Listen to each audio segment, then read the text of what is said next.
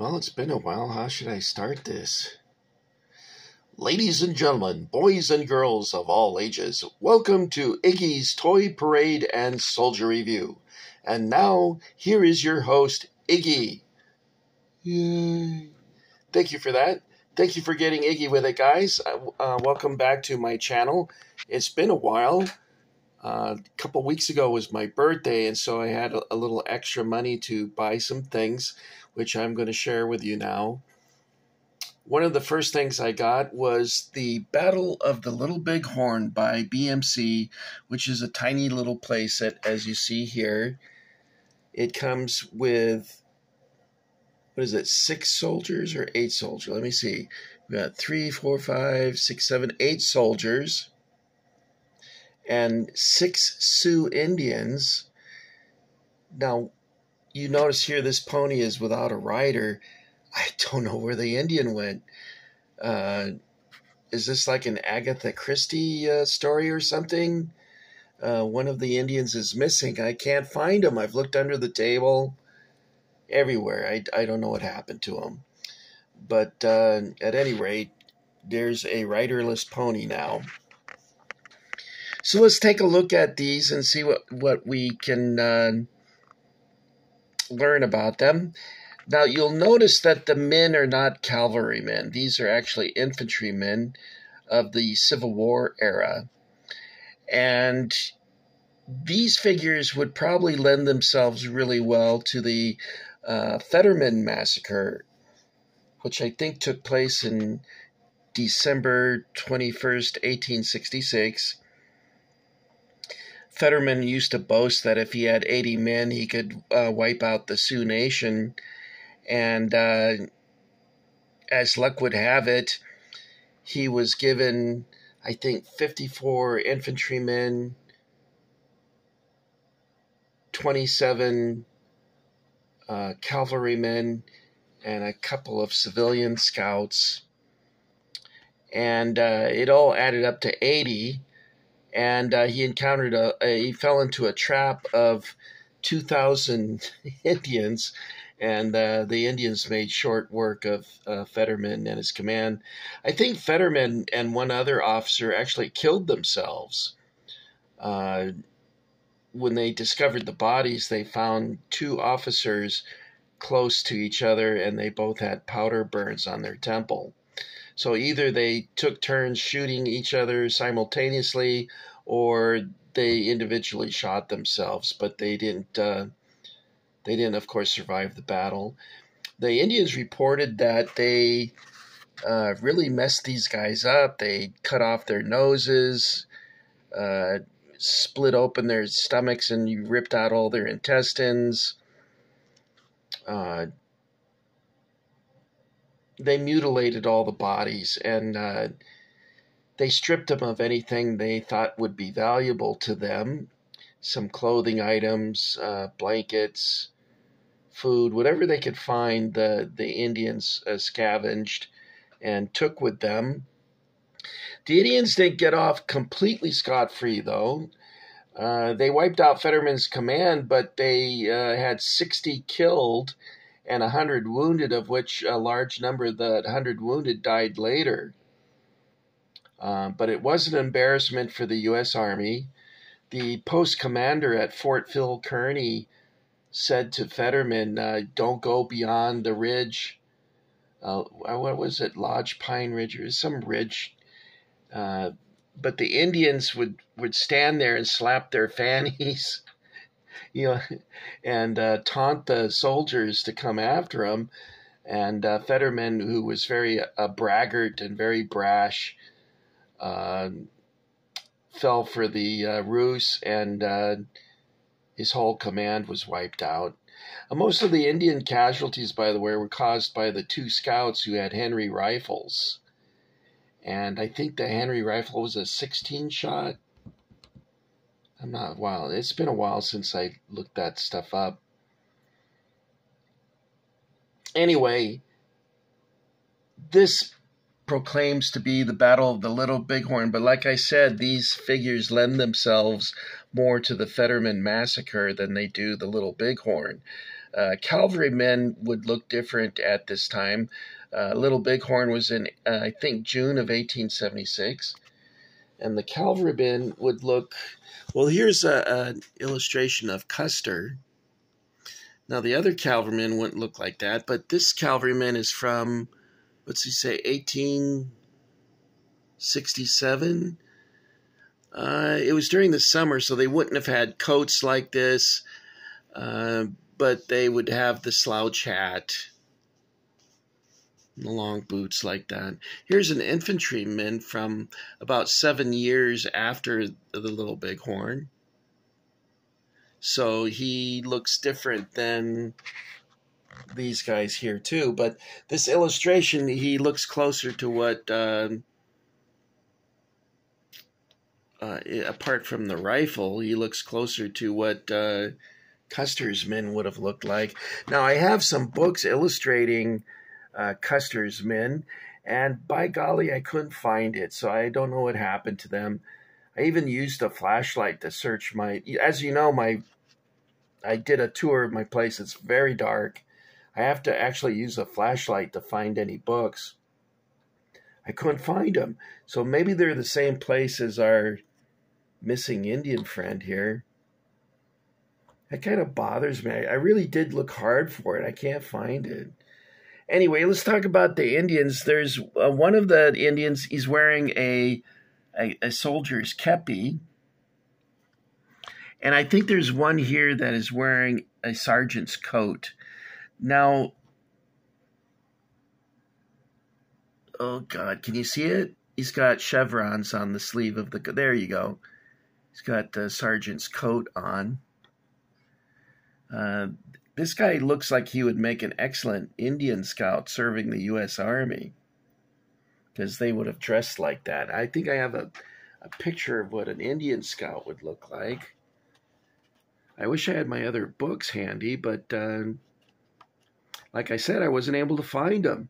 I guess it's been too long since I've made any videos that kind of out of it. All right, let's see. I think the first chapter shows the American Indians. And this one, which one? This one here is an Indian scout. You see he's got the sack coat of a U.S. soldier.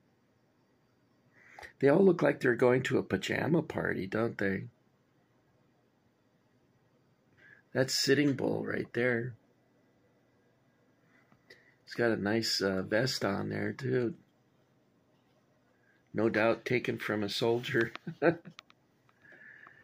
I love this book, by the way. This is very good. I recommend it. It's richly illustrated, and it was fun to read.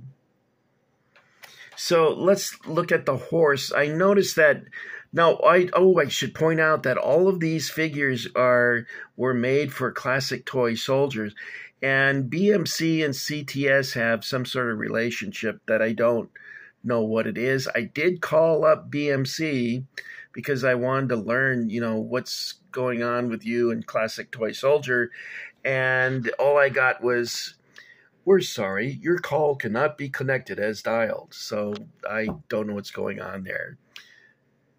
I did notice that one of the horses, the sorrel, is that what they call brown ones? Looks like a moose. So it looks like a moose without antlers, so a female moose. Or do female mooses have, or moose have antlers? I don't know. God, I'm shaking. Hold on, guys.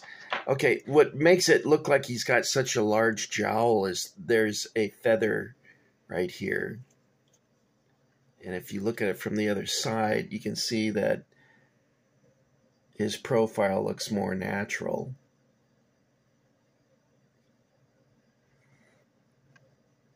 And these are marked CTS on the belly. I was looking for it here, but they actually have it on the... Can you see it, guys? It's not focusing. Either my eyes aren't focused, but there it is, CTS, made in China. Now, the Indians are really cool. Great poses. Let me show you this. I love this figure. Now, none of them fit on their horses very well, with the exception of the brown horses for some reason. See, like this figure fits on there really well. You come over here, and no, they don't fit. See that?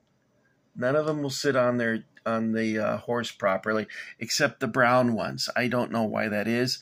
It's either the figures or the horses. For some reason, they fit better.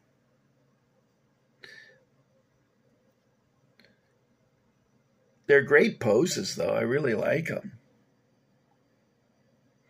I like these soldiers as well. You know what's funny? I don't think it was intended at first, but this figure assortment really does lend itself to a last stand scenario. If you look at them, they really do look like they're involved in a last stand. And I don't know if that was intentional originally or not, but they were meant to be Civil War soldiers initially.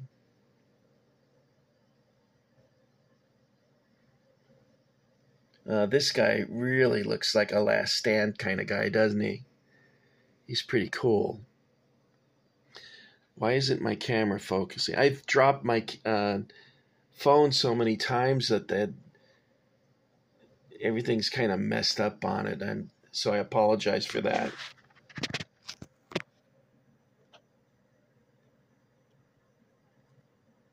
You know, I've often wondered if Indians used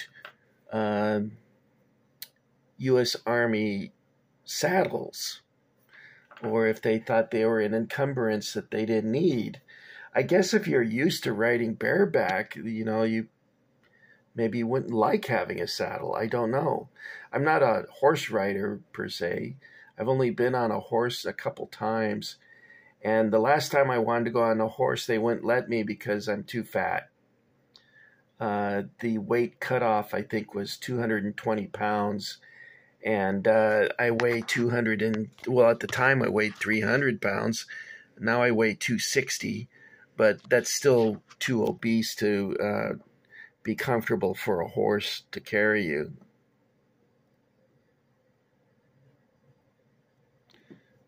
Anyway, they don't sit very well, but the poses are excellent.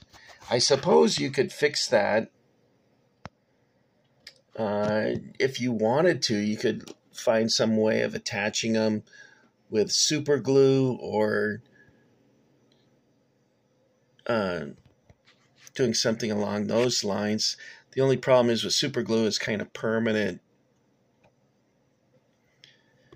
I'm curious about this guy. I'm not sure what happened to him. Anyway, so let's get you a close-up of this so you can see what we've been looking at. It says it includes 6 horses, 6 Sioux, and 8 U.S. cavalry, which were actually infantry. 20 pieces in total in 132 scale. And I think these were made in China. Yes, these were made in Dongguan.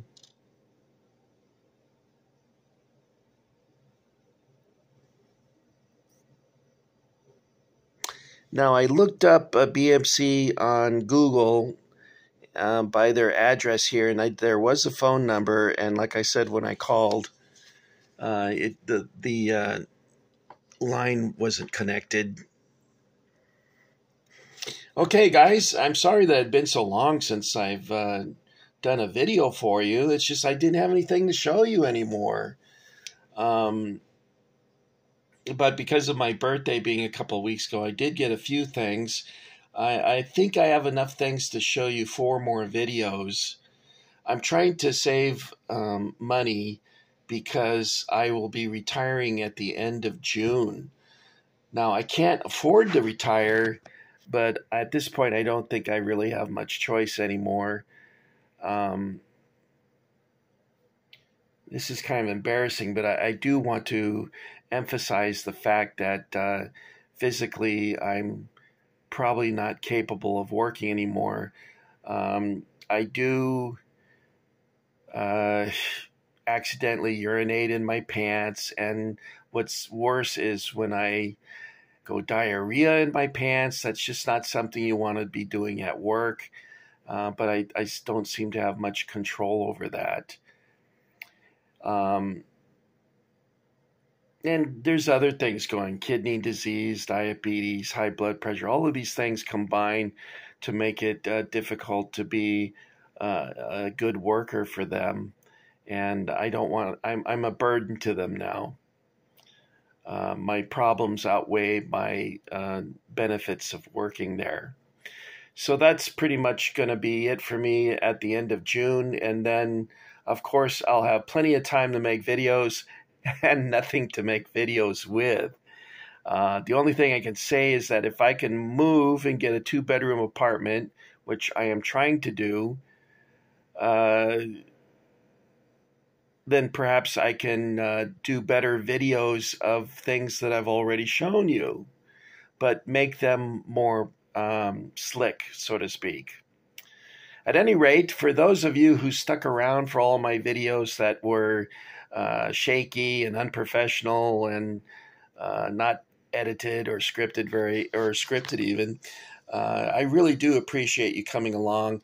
It's been fun for me to share my things with you, and I kind of wish that you could share your things with me.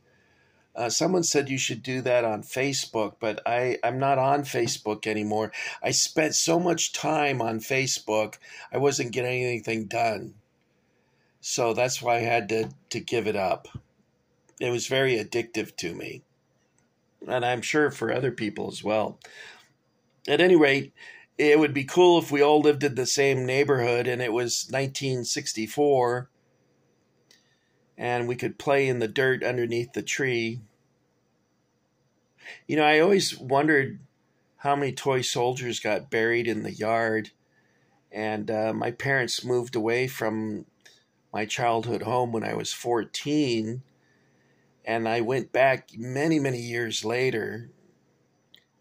And I thought, well, gee, maybe I could ask him if I can dig up some of the dirt where I used to play. But they had torn out the tree and covered it over with concrete to extend their driveway. So the possibility of doing that was long gone.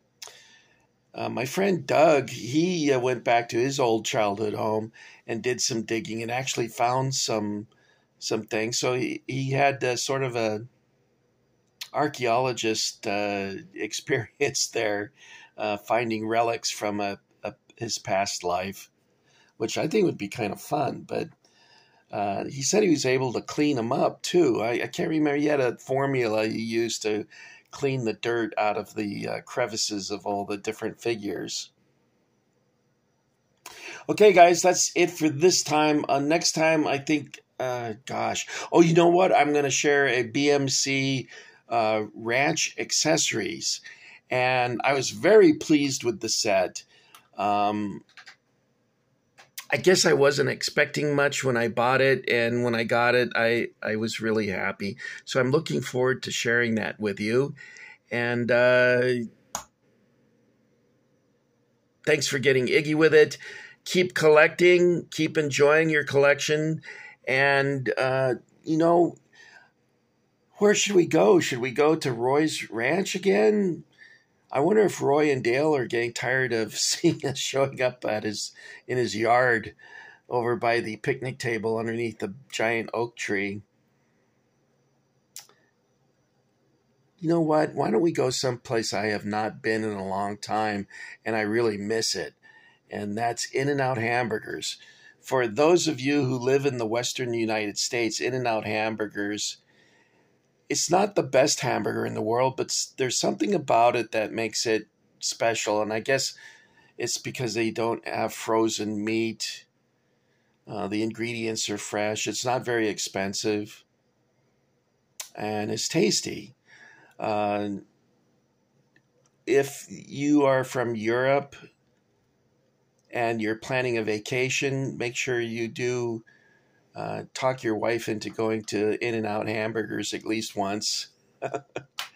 And, you know, you might not even like it. There's some people that say, no, I like Whataburger better than In-N-Out.